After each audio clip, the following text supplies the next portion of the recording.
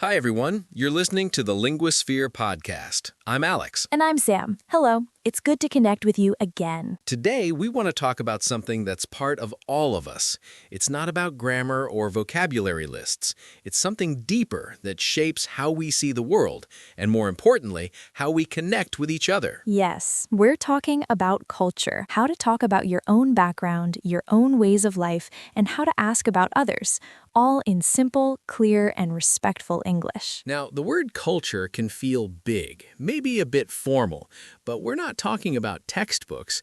We're talking about the small, everyday things, the taste of home, the way you welcome a guest, the unspoken rules you learned as a child. That's culture. And learning to talk about it in English isn't an advanced skill, it's a human skill. It's how you share who you are and understand the people around you. Today, we'll give you the simple words and phrases to do just that. Alex, let's start simple. When we say culture in this conversation, what are we really talking about? Think of it as the invisible guidebook for how to live life within a community. You're not born with it, you learn it from your family, your neighbors, and your society. It's made up of all the shared ideas, customs, and behaviors. It answers questions like, what does respect look like? What does a welcoming home feel like? What does a meaningful life consist of?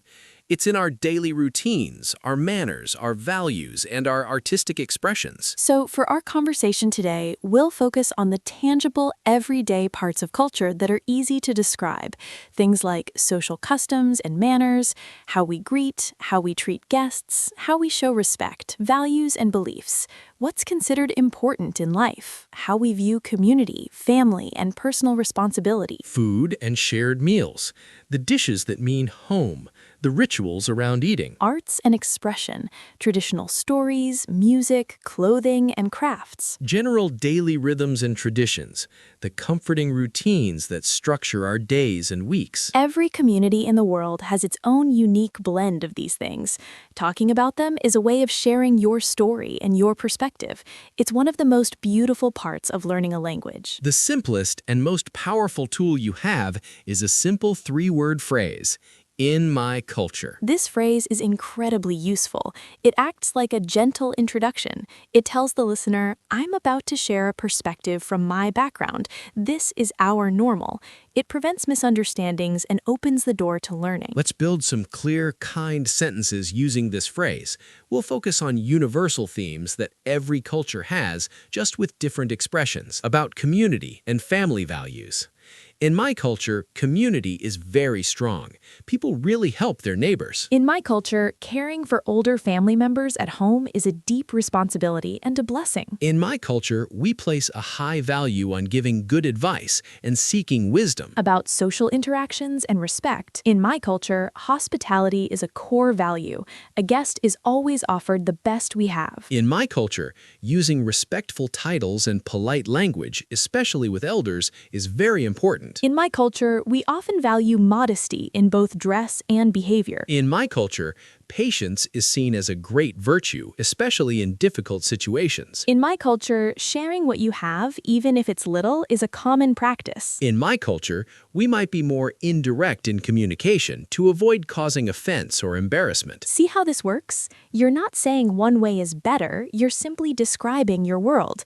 It's informative, personal, and respectful. If there is one thing that almost universally represents culture, it's food. It's about sustenance, memory, generosity, and togetherness. Talking about food is a safe, warm, and engaging way to share your culture. You don't need to be a chef, you just need to describe the feeling and the tradition. How to describe a traditional dish simply. Focus on the main ingredients, the method, and the occasion. A very common dish is dish name. It's based on rice, lentils, and spices. It's slow cooked for hours, so the flavors are very deep. We eat a lot of fresh flatbreads with our meals. They're used to scoop up stews and salads. A special dish for gatherings is dish name. It's a sweet pastry filled with nuts and sweet syrup. In my culture, sharing food is the most basic act of kindness.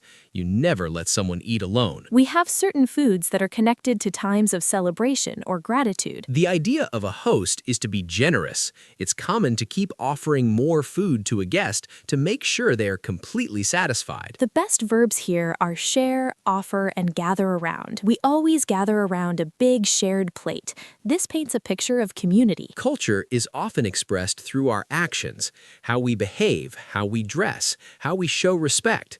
These are visible signs of our inner values. You can talk about this using phrases like it's customary to, it's considered respectful to, or the traditional way is to. In my culture, it's customary to greet people with a warm, sincere phrase, wishing them peace or wellness. It's considered respectful to listen more than you speak when elders are talking and to avoid interrupting. The traditional way is to use your right hand for giving, receiving, and eating as a sign of cleanliness and respect. Talking about traditional dress and modesty, traditional dress in my culture is often loose-fitting and covers the body modestly.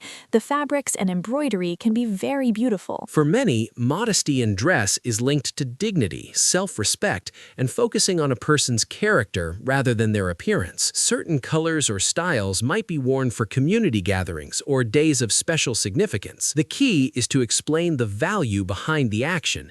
You're not just listing rules, you're sharing the principles of respect, dignity, and community that they represent. A true conversation about culture is a two-way street. Asking thoughtful questions shows you value the other person's background as much as your own. The best questions are specific, open-ended, and focused on personal experience. Avoid broad questions like, "What's your culture like?" Wonderful starter questions. What's a custom in your family or community that you really appreciate? Is there a special dish that you always connect with home or family? What's a traditional value you were taught that you still carry with you today? Deepening the conversation shows active listening. That's a beautiful value. How does that usually show itself in daily life? That dish sounds wonderful. Is there a particular memory you have of eating it? I love that custom. Is it something you do with friends, family, or the wider community? Your tone, friendly, humble, curious, is everything. You are an invited guest into someone's personal world. Act like one. This is the most critical part of today's talk. When we discuss deep things like customs and values, we must build bridges, not walls. The golden rule. Listen to understand, not to reply. Let the other person finish.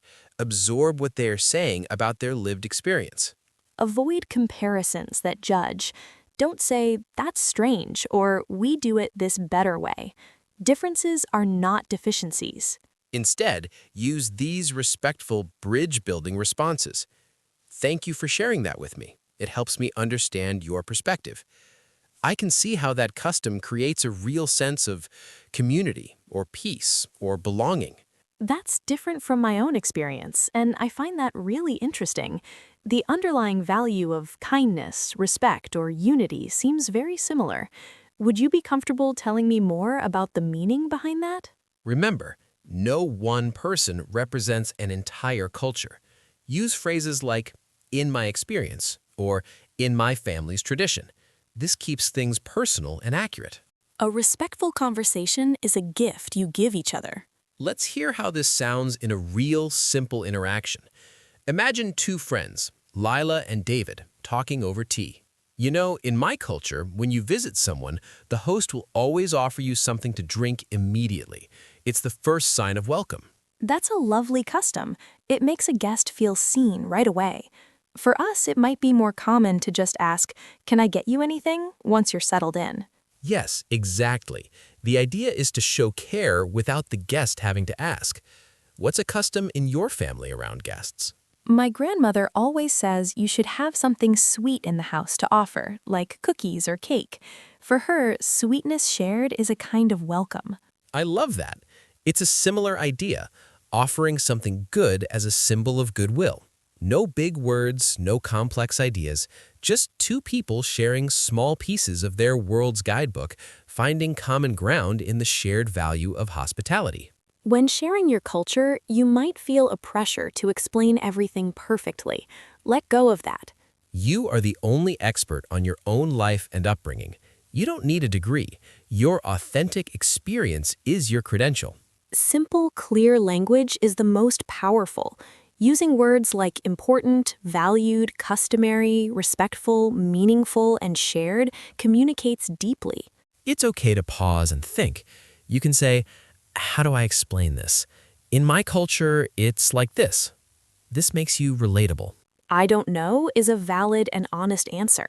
If asked a detailed historical or theological question, you can say, that's a deep question about origins. I'm not a scholar, so I can't answer that fully.